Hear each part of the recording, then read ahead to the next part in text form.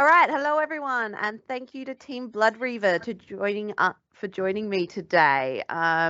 We have quite a few with us on the stream today. So Blood Reaver is an Adelaide-based team, and are going to go through their game with us. So, Scott, can you do a little bit of an intro of yourself?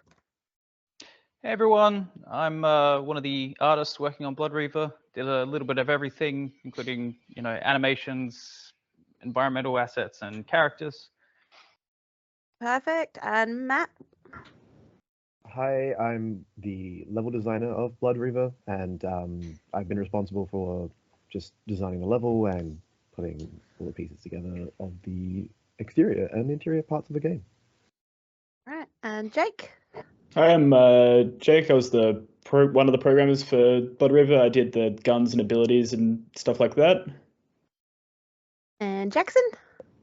I'm Jackson Hull. I was the vision holder for Blood Reaver and also the lead systems designer over the course of the project.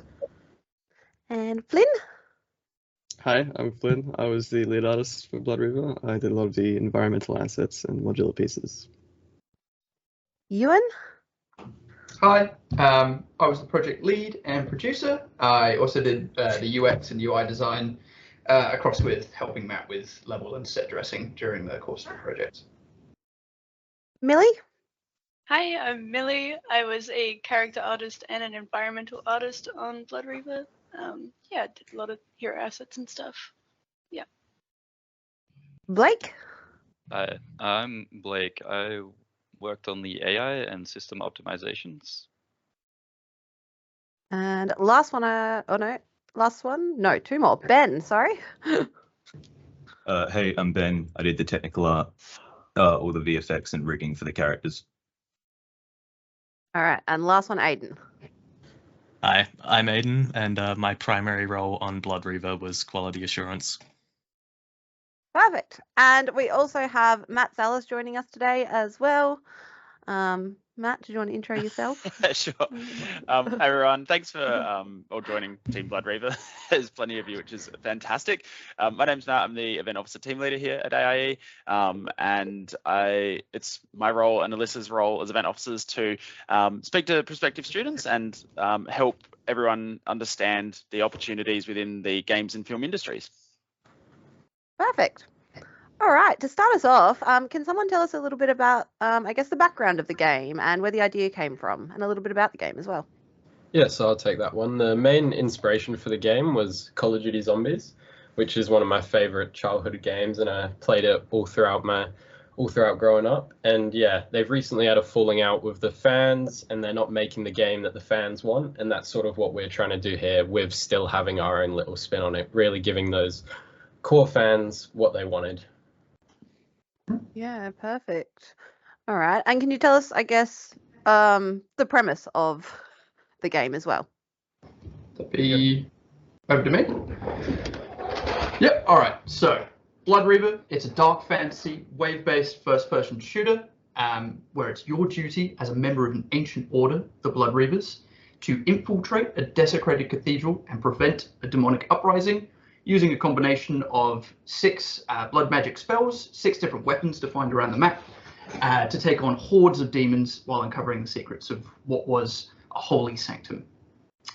Where, I guess, going into a little bit more of the gameplay itself, we've taken the core sort of game mechanics from COD Zombies, blended that in with a Dishonored Bioshock-style combat system, and throwing in a whole bunch of references from games like Bloodborne and Warhammer Vermintide as sort of the art style. Nailed it. Yeah, perfect. He's done that before, I reckon. And can you give us a bit of an insight, I guess, how long you were planning this as well? Because I know you did have it in the works kind of at the end of your first year as well, and you'd already had an idea of what you wanted to do. So can you tell us like the background and like how long you've been working on it for total? Yeah, so I came up with the idea during my first year for the marketing assessment, like spotting a hole in marketing and how we could create a game to try and fix that. And then I carried that idea forward, and throughout the start of second year, I started like getting people together, Euan was one of the main first people that I pulled in on the project, and then we started working in July until now on the project properly. Yeah, perfect. And overall, are we happy with the product? Yes, definitely. Oh yes. Oh yes. Oh yes. Nice. Perfect. Favorite aspects of the game?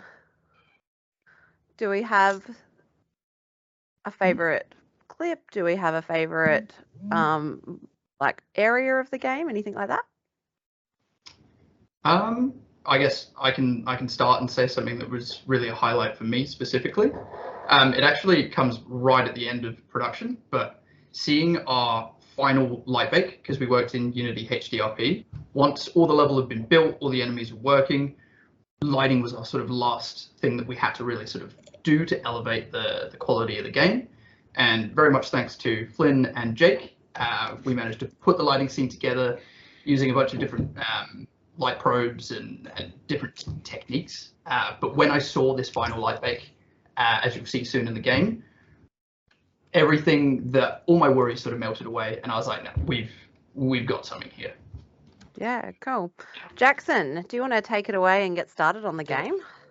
Load up the stream for the game now. Yeah, perfect. Does anybody have any highlights? Yeah. Artists, was there any particular aspect that you loved about this? I just want to say that seeing the horde of the lesser demon, because that was the model that I created, and seeing the horde really come to life with like all the different accessories and texture sets, that was really cool to see in the final build, just to see how they all came together. Yeah, cool. And artists, I know, Millie, I've spoken to you. This style is very much like up your alley. For the other artists as well, is this kind of the same theme that you guys like as well, as far as your art style? 100%. Yeah, right. From an art style No, perspective, absolutely. this is definitely, This Yeah. was, you know, the swords, guns, demons, monsters, and castles and stuff is just so, yeah, absolutely what I want to be doing art on. So, real pleasure for it. Yeah, okay. So, perfect team then, hey? Oh yeah. It really was. Yeah, and programmers as well? Any highlights for you guys? Yeah, I really liked working all the movement and abilities, especially. Like making the movement controller feel good was a lot of work and really fun. So Yeah. This might be difficult while you're playing, Jackson, but did you want to go through what you're doing, or maybe someone else can explain what Jackson is doing?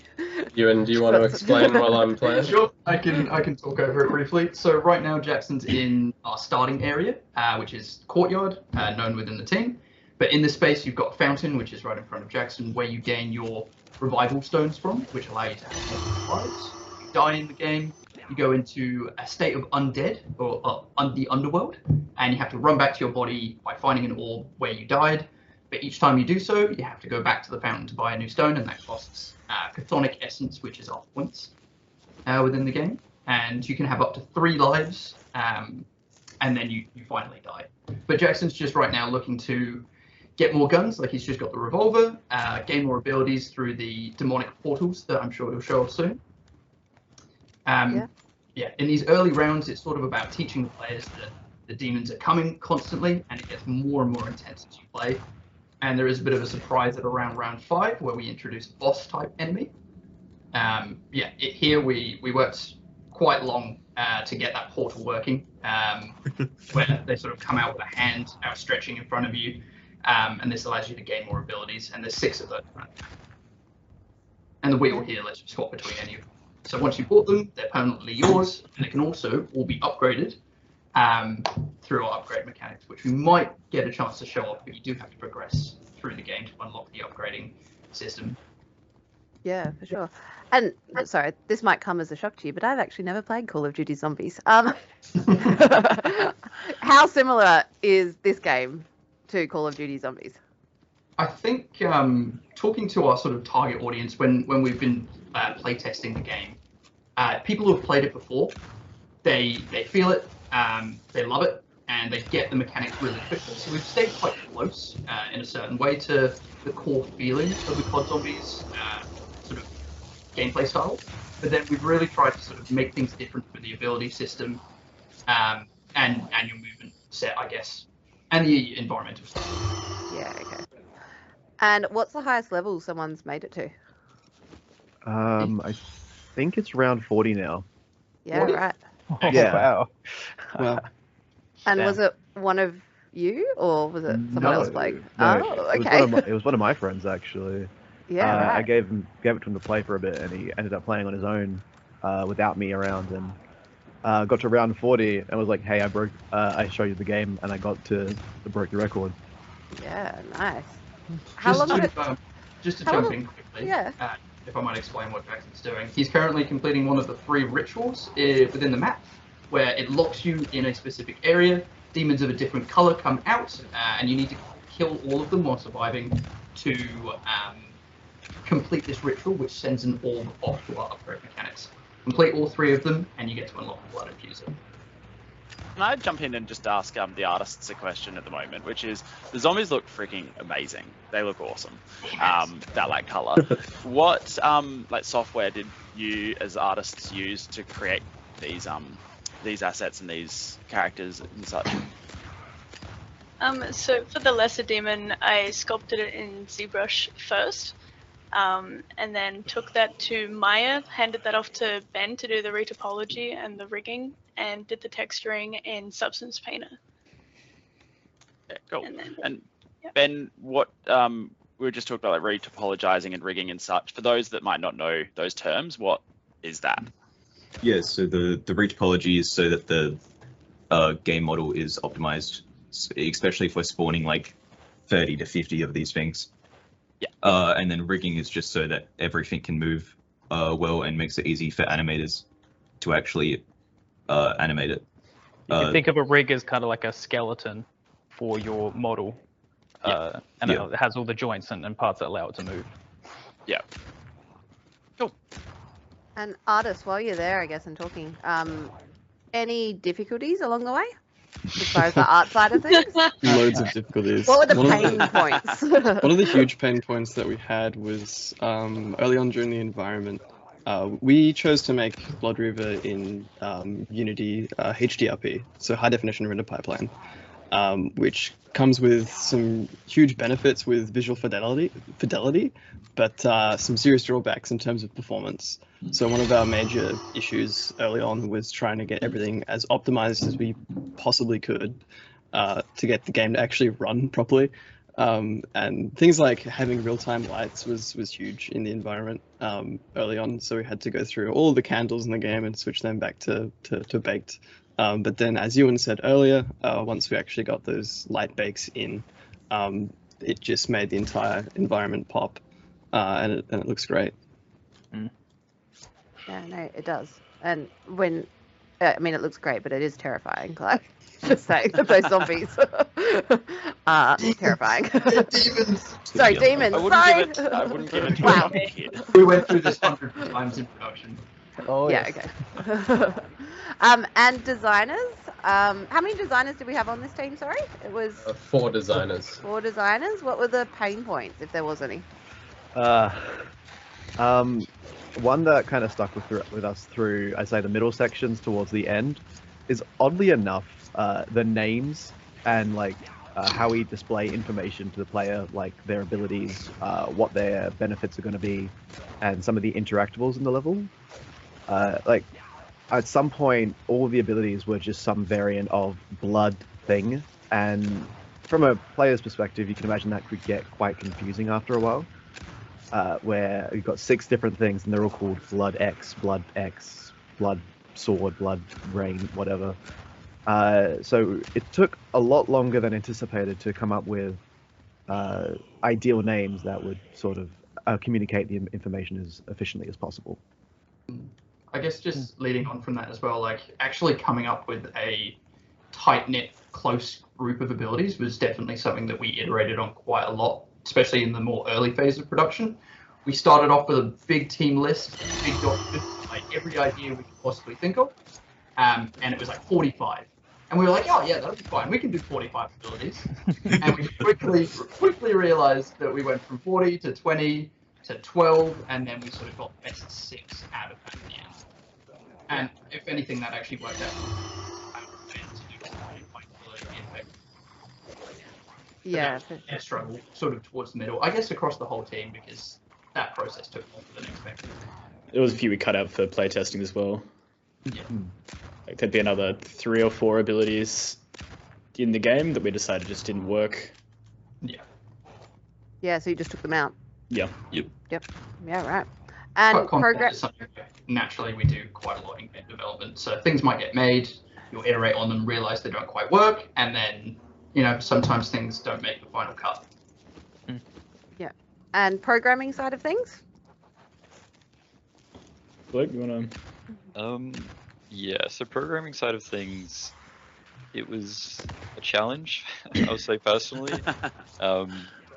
Doing a lot of systems that I'd thought about making previously, like a big fan of zombies, always wanted to make a horde shooter.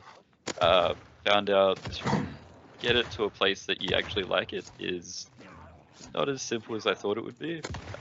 Many countless hours and early mornings spent just reworking little things, just balancing small numbers, just to get it to the point that it is. Yeah, right. And I guess can someone or a couple of you summarize, I guess, what your time's been like at AIE as well? Obviously, second year project, so you're nearing the end of your time. Yeah, can you give us a bit of summary of what your time was like, what it was like working on these projects as well? Absolutely awesome. Just some of the best years. No, AIE is the community, like the learning strategies and everything. I came from university beforehand, and coming to a place that's all skills based and everything you're doing there feels useful, and just being loads of fun besides. Particularly, the team managed to get with and the project we were working on was just, like I said before, very up the alley, loads of fun. And thinking that for sure. Yeah. It changed my life. I would not be the person I am now without having come over the past 2 years. Yeah. And were you all in the same first year team together as well? No, not all me, of us. me, Euan, and Blake were in the same, and Flynn as well. Were in the same first year team. Yeah, right. Okay, so you've really specialised this team. Yeah. Oh yeah. Yeah, cool. We got organised very early on because we all kind of gravitated toward each other. Yeah, perfect. And does someone have any advice, or a couple of you have any advice? Someone either looking to go into game development, or maybe they're going into their second year. Advice to get into the games field, and also maybe some advice for second year projects as well. I guess to start, be passionate, work on things in your own time, be willing to learn, be willing to fail as well. I think some of the best experiences I had at AIE were some of the projects where they went awfully, and I learned how to get better and learn from failure as well. I'd say as well, networking as much as you humanly can. Get out there, talk to people, make contacts and make friends. Because not only do you find, like with AIE, like-minded, passionate people, but there's also lots of important industry connections you can make at things, like on Wind and stuff like that. It's definitely worth networking and talking to people. Yeah, for sure. Speaking of which, we had our graduate showcase where we had industry come in and play your game. What was the feedback like from industry? Overall, the feedback was overwhelmingly positive. Yeah.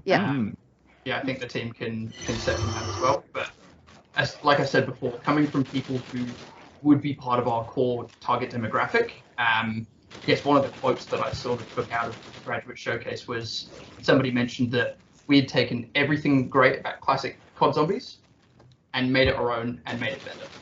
And if that doesn't show that, I guess we achieved the goals that we set out to do, I don't know what would. Yeah. I think it was gratifying too to see that, we were told these will be 5-minute to maybe 10-minute tops presentations. That's how long people are going to pick up your game. But there were people who were just on there for as long as absolutely possible. And I think we had a bit of a queue, didn't we? Yeah. No, I think there was someone on there for like 50 That's minutes. really cool. Amazing. Yeah. People coming back as well. Like they Yeah. play Blood Reaver, go play some other games, and then at the end of the night come back and play more Blood Reaver. Yeah, perfect. That's very gratifying. That's exactly what you want. So what's next for Blood Reaver then?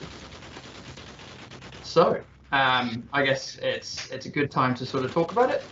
We are forming a company under the name of Hell Byte Studios, which we're sort of looking to take Blood Reaver forward as a team, looking to release the game in Q2 to Q3 of 2025. Exciting. Right, so how many more, like, I guess, as far as the team goes and everything, like, how many more hours and stuff are you all going to be putting into it to get this ready by 2025? I don't know about that right now. Hopefully, a couple of us get jobs to be able to support ourselves. Yeah, that is goal number one. With the goal to be sort of 3 to 5 max with release, with weapons and iteration on mechanics. I'm sure it'll take many more hours, but I'm sure the team's more than excited to do so. Many sleepless nights. Yeah. Yep. Wouldn't want it any other way though, honestly. Yeah. Really. I'm gonna be a bit cruel here. Jackson, it seems that you're getting pretty into it in the level. I'm actually going to ask you a question just so that you have to play and answer a question at the same time. Could you actually tell me about what I guess your time with the major project was like, and specifically in regards to advice for the next group that go through and do a major project? I would say, from a vision holder's perspective, trying not to get too attached to your idea and be happy to iterate. Lots of people, when they have, major production ideas and they are the vision holder on projects, they get quite attached to them and they don't want mechanics to change. But when you get feedback from your team and you get feedback from other people that sounds like things should change it. Don't stick hard set by your ideas. Yeah. He's Nicely done while playing, yeah. He's done well on that. Nicely Jackson, done. go get the double barrel shotgun. Double barrel? Alright. Or sort of. It's my favourite gun, personally. How many hours has everyone played this game? Fair few. Not as many as probably Far too many. sitting on the most. A decent amount, yeah. If we count testing especially, that's... Aiden, you want to talk about QA a little bit? Yeah, I've spent far too many hours playing this game, trying to find every single little way that I can break it. Just He's on good that at it topic too. as well, I think it's really important to make note of the massive amount of work that Aiden did and how QA in a team is so important. And a lot of, I guess, people coming into the industry might be like, oh, like QA testing, it's not game design, or it's not that like high profile I guess job title. But without Aiden on this team, the game itself would be nowhere near the same as it is. And like it's such an important role within companies, and there's lots of jobs out there in QA. How many times do you reckon you broke it, Aiden? We had a QA board where I ticketed every single issue I found, and I think it was 50 to 100 tickets created. At least. That's less than I thought. What was like some of the most common tickets you're putting through? Or Mostly it was like collider and physics issues where I could find ways that I'd break into the map between colliders, stuff like that. Oh, my bad. Perfect. All right. Well, before we wrap up, I might get everyone to, I guess, plug themselves, plug Blood Reaver. Where can we find you all? So, yeah, let's start down the list. We'll go with Scott first. Yeah. I think probably best place to find me is through my work on my folio, which you can find me at artstation.com/Scott_Bruno. Probably the best one for me. Perfect. And Matt? I think at the moment my best resource would probably be my LinkedIn page, which is my name, Matthew Scott Watkins. But I also have a portfolio that if I can grab the link, I would do that, but I don't have it at this moment, so that's unfortunate of me. That is fine. All right, next, Jake. Probably best off on LinkedIn. Jake Price on LinkedIn. I think it's Jake Price Game Devs, the URL, not the LinkedIn stuff as well. Perfect. Jackson? Yeah, the best place to find me would be Jackson Hall on LinkedIn, and then from there I have links to my portfolio in my bio. Flynn? You can check me out on LinkedIn, Flynn Eichhoff, and also Flynn Eichhoff on ArtStation. And for business-related emails, hit me up on email.flynn65@gmail.com. Thank you. Millie? Best place to find me is probably LinkedIn under Millie Bird, and same with my ArtStation, same name, Millie Bird. Yeah. And Blake? Just LinkedIn. The URL should be Blake's page, game dev. That has links to all my GitHub, all previous projects and stuff like that. Ben? I've got an ArtStation, Ben_Rushby, and then LinkedIn is just Ben Rushby. Perfect. Aiden? You can find all of my details on my portfolio, which you can find at aidenstorer.com.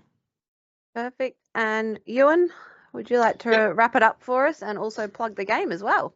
Sure. So same again for me, LinkedIn, the handle's Euan Wynne-Jones. You'll find me on there, where you'll get my portfolio and everything. But all of our information across the entire team is available on our graduate showcase page. If you just look for Blood Reaver, I'm sure Matt and Alyssa can share the link there.